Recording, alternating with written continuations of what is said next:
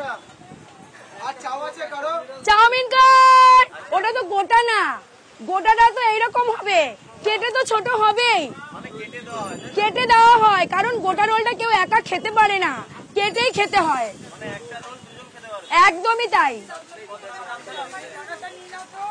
বাবা। রোলের মাত্র 40 টাকা ভাই। আচ্ছা কটা যেন বললে? 7টা। বলো।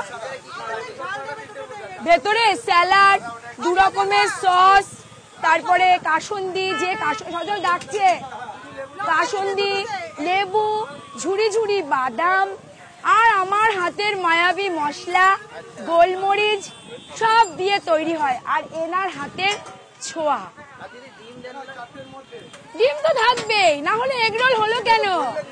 আচ্ছা ওটা মিস্টেক হয়ে গেছে,